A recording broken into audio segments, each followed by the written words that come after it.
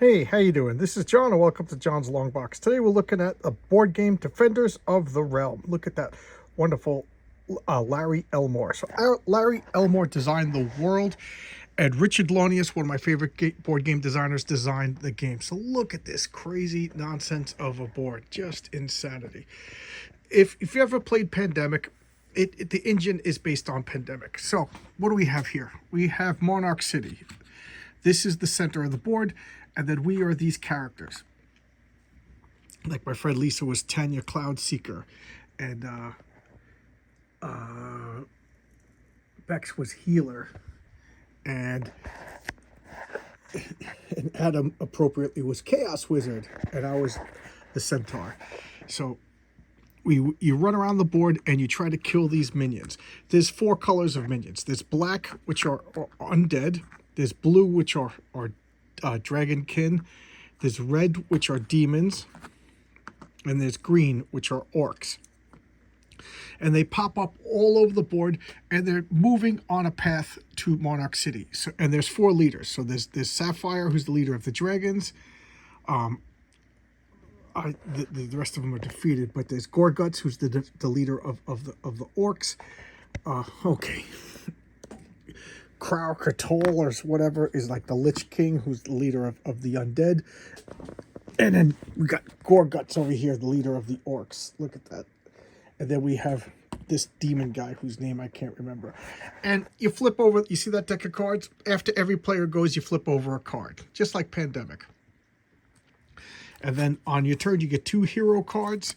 You get as many actions as you have health. Every time you get hurt, so you start out with 5 health, and that's 5 actions.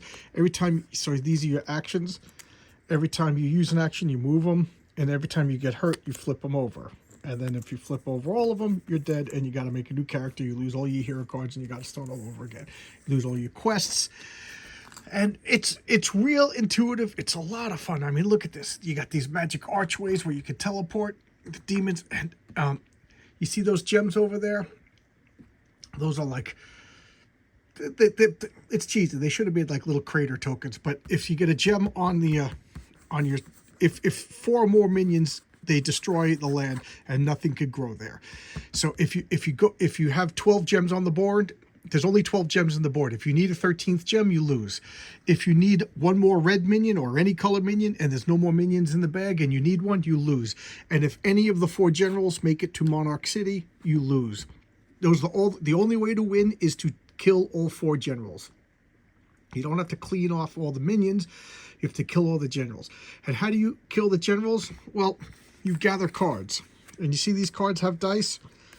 You spend an action, so you take an action, you spend an action, and then you cash in. Like if you're going to fight Gorguts, you cash in all your green cards and you get that many dice and you have to roll them. And for every hit that you take, every hit that you get, you do a hit point of damage. And if you do enough hit points of damage, you kill him.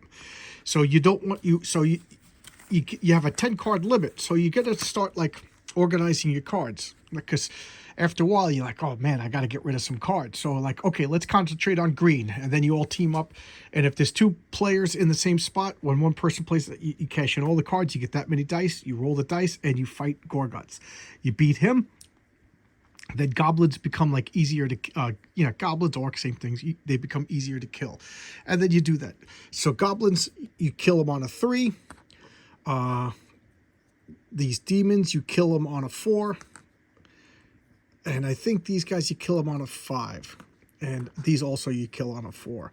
But these guys are scary, so they inflict 2 damage. So at the end of your turn, if there's any minions on your space, you take 1 damage per minion. So if I ended my turn here and I didn't kill all these guys, I would take 3 damage. And that sucks because I have 5 hit points, take 3 damage, so I lose 3 of these tokens, and then I only have 2 actions.